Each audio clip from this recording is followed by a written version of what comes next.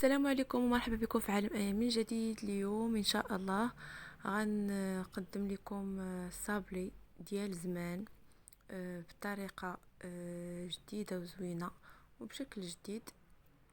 كنتمنى الوصفه ديال اليوم تنال اعجابكم، وما تبخلوش عليا بالتعاليق ديالكم وبفيزات دائمه. غندوزو المقادير والطريقه ديال التحضير. بقاو معايا باش نمشيو فيه.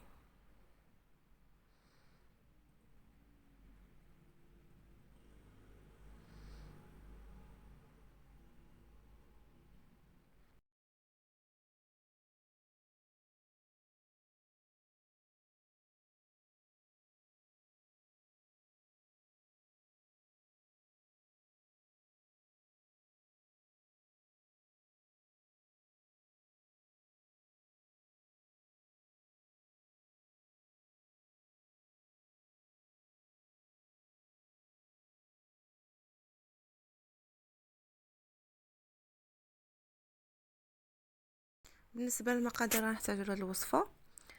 عندي هنايا بيضه، عندي ربعه ديال السكر كلاصي، عندي زلافه كبيره، عندي ربعه ديال الزبده ديال العبار العاديه ناكد عليها، عندي كاس ما عمرش بزاف ديال الزيت، وعندي واحد القبيصه ديال الخميره، وعندي شويه ديال الفاني، غير شويه فقط للتنسيم فقط. اول حاجه الزبده خاصها تكون بحراره المطبخ، وغنخدموها اول حاجه مع السكر الثقيل او السكر كلاصي. نخدموا الزبده والسكر كلاصي مزيان حتى يولينا على شكل كريمه. السكر كلاصي هنايا في هذه الوصفه تيجي احسن واسهل في الخدمه، يعني كيجي رطب ما كيجرحناش في يدينا ما والو، كيجي سهل. بغيتو تنقصوا الكميه ديال السكر كلاصي شويه على هذه الكميه اللي درت ما فيها باس، ولكن هكا راه كيجي زوين ومعتدل في الذوق.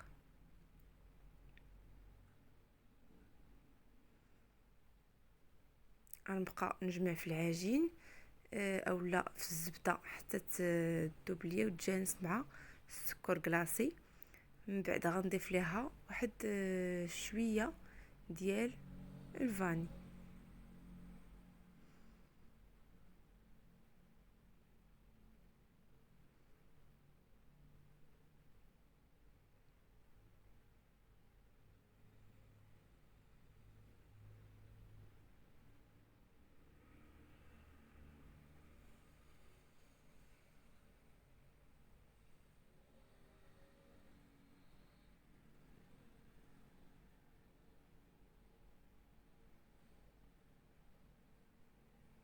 ضفت هنايا بيضه، وغنضيف هذاك الكاس ديال الزيت ونخلط الكل.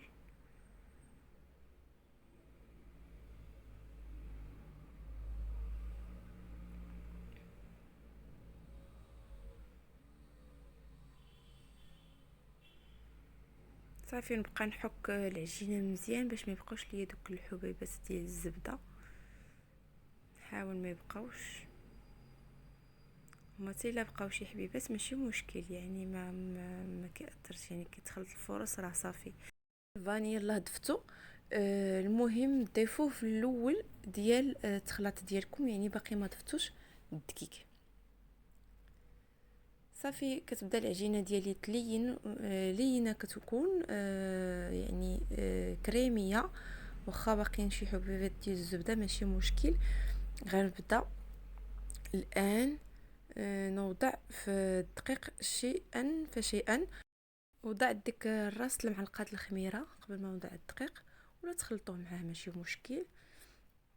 صافي وغنبقى نخلط العجين حتى يتجمع ليا، ولكن يكون رطب، حيت فاش كنكرسوه بالدقيق، يعني فاش كتجمع العجينه مره اخرى كتولي قاصحه عندك، يعني حاولوا ديروه رطب شويه، واخا يعذبكم في التسريح واحد شويه في الاول، ولكن باش ما يقصحش لكم العجينه.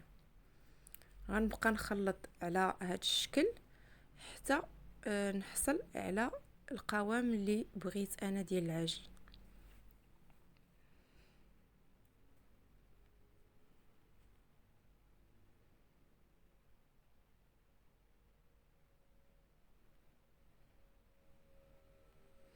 صافي بقيت كنضيف في الدقيق تولى عندي العجين بحال هكا كما كتشوفوا. شتيوه رطب صافي ما كيتلصق ما والو. صافي هذه هي العجينه عندي هنايا. غنقسمها على سطح العمل على حساب سطح العمل الا كان صغير، ولا كان عندكم شي سطح العمل كبير تقدروا تخليوها دقه واحده وتسرحوها دقه واحده وتطبعوها بالمرشم اللي بغيتو او الشكل اللي بغيتو. صدقوني هاد الصابلي تيجي زوين، تيجي هشيش بزاف. المهم انا غنسرح العجين ونتلاقاو من بعد. ها هو العجين الصابلي من بعد ما سرحته. غندير مربعات عفوا قليبات صغار نطبعهم، ومن بعد غنطبع قليبات كبار. كيبقى الشكل اللي كتبغيو في الصابلي ديروه. يعني كيجيو هادو حتى بدويره دواره كبيره دواره صغيره. كيبقى الاختيار التزيين ديالكم. درت دواره عاديه دواره مثقوبه. المهم غنخشي الحلوه ديالي طيب في الفرن 200 درجه بشويه باش ما تحرقش لكم، ونرجعوا باش نشوفوا الطريقه ديال التزيين. انايا هنايا في الطريقه ديال التزيين درت بحال هكذا على هذا الشكل قلب كبير، ودهنته بالكونفيتور اولا المربى ديال المشماش ديال الحلوى كيكون جاري، ودرتها في الكوك من الجناب كما كتشوفوا. غنخلي الوسط ديالها خاوي حتى نزينو عاوتاني. عفوا ديك الحلوه اللي شفتو حدايا كنصايب جوج حلوات في دقه واحده. داكشي علاش تزيين صورت لكم بحال هكذا. كما كتشوفوا كندير كوفيتير اولا المربى وكنغطس في الكوك. دوك الجنيبات كيعمروا حيت فيهم الكوفيتير كيعمروا غير دوك الجنيبات بالكوك. غنبقى على هذاك الشكل ونرجعوا باش نشوفوا الشكل الاخر كيفاش خدمته. هذا درت فيه العسل. ممكن ديروا حليب مركز المحلى حتى هو تلصقوا به، هو كاع احسن. انا ما متوفرش عندي كيلصق مزيان، يعني ما كتحلش لكم الحلوى من بعد. انا هاد الشكل غنديرو بحال هكا حتى هو غنفندو في الكاوكاو اولا اللوز اللي بغيتو. انا درت الكاوكاو مطحون كيجي اللذه ديالو حتى هو زوين. كيجي على هاد الشكل. مازال غنعمر ليه داك الوسط ديالو. صافي ندوزو للطريقه ديال الكماله ديال التزيين ديال القليبات و الصابلي ديال هذا المدور. كما قلت لكم الصابلي كيبقى الشكل وتزيين على الذوق. اللي بغى يدير شي حاجه يديرها، ولكن بهذه الطريقه راه تيجي زوين. هنايا ذوبت الشوكولاط كحل، عمرت هاد البوش. بغيتو ديروا غير بمعلقه ديروا بها اللي متوفر عندكم. درت الشوكولاط بحال هكا، ما درت لا قوالب ديال الشوكولاط لا والو. هاد الطريقه سهله وكتجي زوينه، ولا ما بقى ندير في القوالب. وطريقه ديال زمان ديال الوالده كديرها بحال هكا.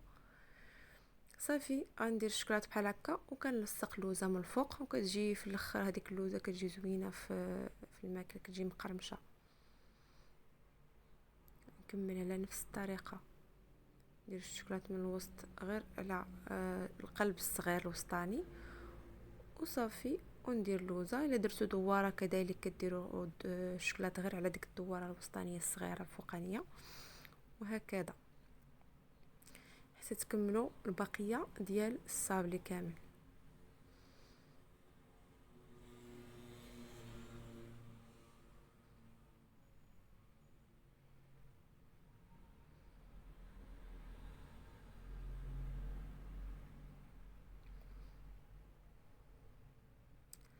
من بعد الدويورات درت فيهم اللي درت فيهم الكاوكاو، درت فيهم هذوك لي فخوي كونفي اولا الفواكه معسله.